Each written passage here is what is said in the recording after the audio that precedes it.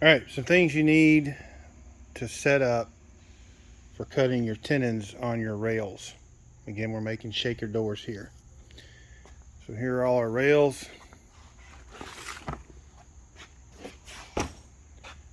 There, our door rails are over there. We need some sort of sled. Some people use a sled. Typically I'll just set up, I'll have just a miter jig that's set up to slide on a table saw. Have you a scrap piece that's a straight piece. A lot of times we use plywood here, just make sure it's straight. And we'll end up adjusting this over so it acts as a backstop so we don't get as much tear out when we're pushing through and cutting our tenons. You'll need your a sample block, and actually it's best if we go ahead and just grab let's get one of our rails. Sorry about all the bad camera movement. We'll get one of these. We'll set that right there. And what you want to do is play around with the height until that barely kind of skims. I like to start just a little bit short. Make sure that's pushed down right there. I like to start just a little bit short of that. And then we'll take a scrap piece and we'll do some tested tenons with it. Really no need for this until we go to set up our tenon length, and then we will use this. So next thing we're going to do, we're going to use our square. Now we want to square up to the blade. We really don't care what the fence is doing at this point. We want to make sure that our miter gauge, our miter jig, is squared up to our blade. Okay, that's the important part. And that's all I'm going to use, my speed square. You can use a framing square if you'd like, or a multi-square as well. You also need just a scrap piece of wood, because you can see someone's already cut into the fence there. No. So what we'll do to offset, we'll take a couple of clamps, clamp here, a couple C clamps or something like that, clamp there, clamp here, and that'll prevent us from cutting into our fence. All right, when squaring up these squares to your saw blade, you want to get the edge of that between any kerfs. You don't want to be hitting a chipper or anything like that. Just go ahead and put it flat on the blade like that. And you want to tighten this down. And don't really pay attention to what the dial says. It might be right on, it might be a little bit off, but just make sure that's perpendicular to the blade and tighten that handle. All right, next I have set up my scrap fence, and you can see I've got it clamped in a couple places. All you need is some quick grips or some C clamps. Depending on what kind of sled you're using, sometimes that can get in the way, but we're doing small face frames, so we're really going to be operating from here to about here, and that's it. So that won't get in the way. Safety precaution: if you use one of these, you don't want to have it sitting up, because if it happens to work loose and shimmy down, it can go right into the saw blade. So I like to have it a little bit over here. Go ahead and lay it down. Just keep an eye on it if that does happen to move. Honestly, if it's moving that much, something's wrong with your saw, but just keep an eye on it. All right, we've got the fence locked down, and I basically have this edge lined up with the outside of that. So I've got a 1/2 inch dado blade on there. So I'm going to start with that and see what kind of cut we get. And then we'll just fine tune as we go. I'm going to take this, after I get my sample dado close, I'll get this set up because I'll know exactly where my fence needs to go. I'll push this to my fence, okay, and then I'll screw that into my fence, and then we'll be set to go. All right, here's our setup. Got my burn fence set up, or my scrap fence set up. This is an actual bottom rail. that I have here. I pulled that out just to check for fit. All right, so I did that just to check for fit. Did a little fine tuning and got a good tight squeeze there. That'll fill in a little bit of wood filler. Had you been doing this with a setup on a router station, like over here, like there, this bottom cut that you see right there, I don't know if you can tell, but you can see little ridges in there, and that's because the chippers on the table saw that we cut these dados with are actually at an angle. So you'll get a little bit of ridge in there. Now you can get them where they won't do that, but not that we're trying to cut corners here, but this is within some stainable wood filler range, and we've got, you know, decent fit there for scrap test pieces. So what I'm going to do now is I'll do one.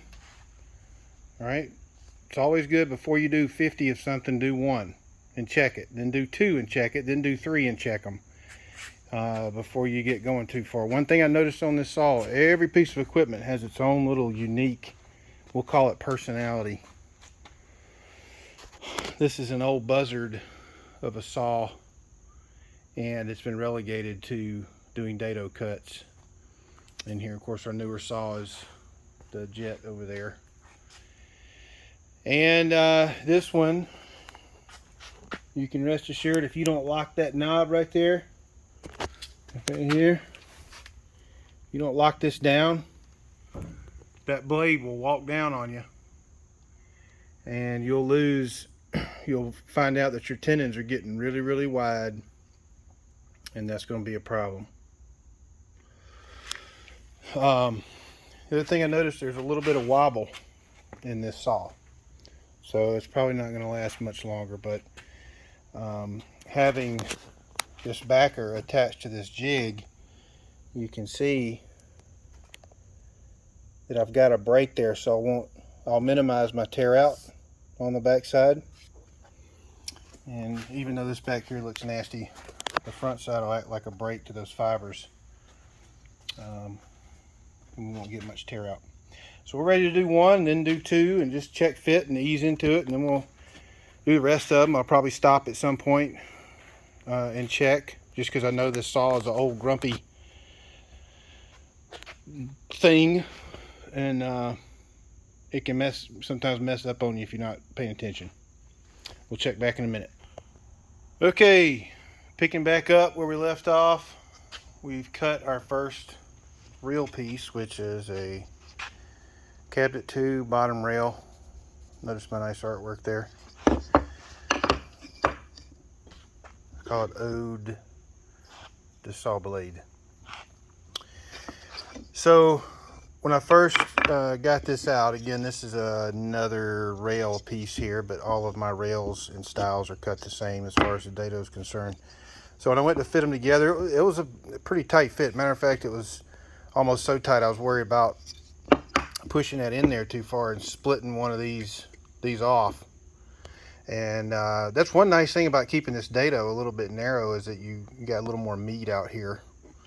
But never fear, I'd rather have that than just take a squared, you know, some kind of square edge, wrap you some 150 grit sandpaper on there, and sand some of that rough, that's a rough cross cut there on that to make that tenon, and just sand that down a little smooth.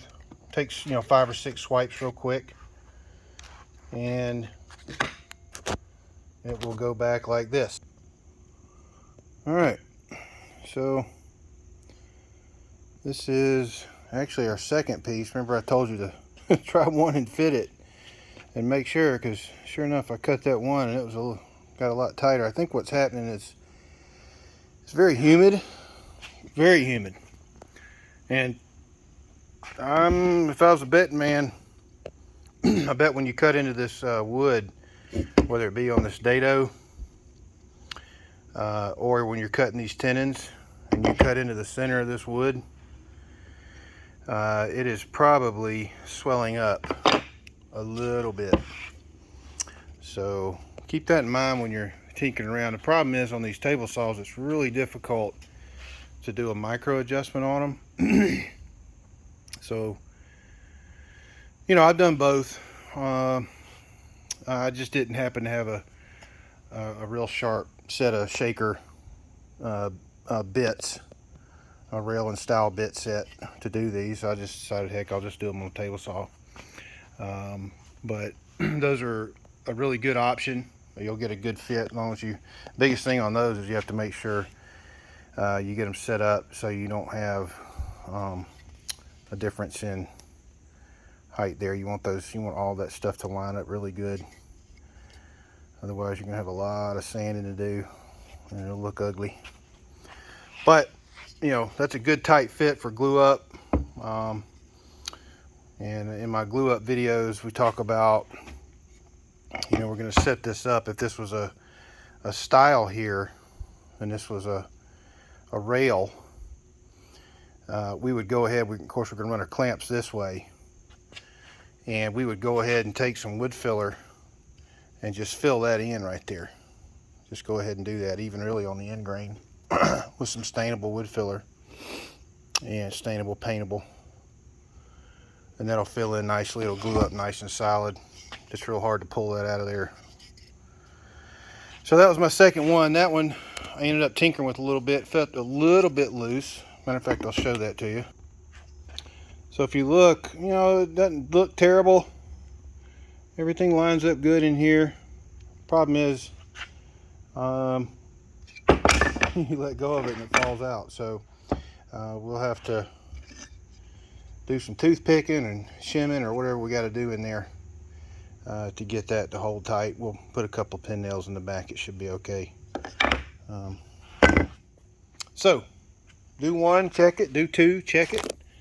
Do three, check it, and then you can do, you know, 3 or 4 in a row.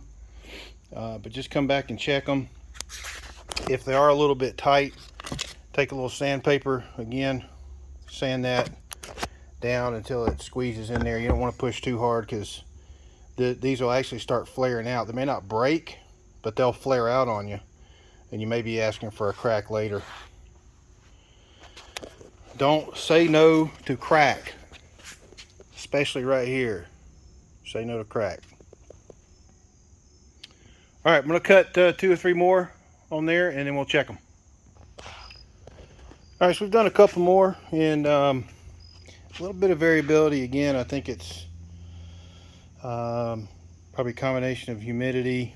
You know, one thing to consider is that we're using a thin curved blade on that table saw to cut the dados with, so that thing could be waving around a little bit. So some of these pieces are fitting together, you know, really snug. We got to sand them down. Some of them are fitting together just perfect right off the bat, and then some of them, you know, got to take a good bit of finagling. Bear with my professional camera work here. You can see that up close. Stay focused. But you can see this one. You got to put a little bit of pressure on there, and by the time you know, get that in a clamp, it'll squeeze together. I'm just doing this one-handed, but it'll squeeze together. And these aren't the pieces that are going together. Both of these are rails. But again, I'm just cutting 2 or 3, cutting 1, checking, cutting 2, checking, cutting 3, checking, just to make sure it fit. I feel like it's fairly dialed in. So we'll keep going with that. All of these pieces, since they're all rails here, will get tenons. Repeat after me. Rails get tenons. All these are rails. All these are rails. These are stiles. Stiles do not get tenons. No. Never. Well, I won't say never. 99% of the time, stiles will not get rails. Not get tenons. Rails get tenons. Next video. We already have videos discussing how to glue up doors. First thing we got to do is sand. Just a little tip what we're going to get into. Want to clean up these edges real good.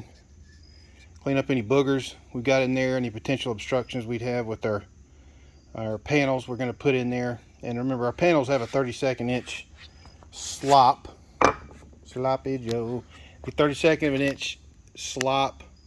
So and that's around the entire perimeter. So there's a little bit of wiggle room, but we still don't want a lot of boogers up in our, see those things right there, we want to clean those out a little bit. And we also want to sand the inside of these edges just a hair. We don't want splinters. So we have to do that before we put our panel in. So we'll take a thin piece of plywood or something and put it down in that dado and just sand that edge off just a little bit. And I'm gonna go ahead and sand the inside of these edges as well, because we won't be able to do that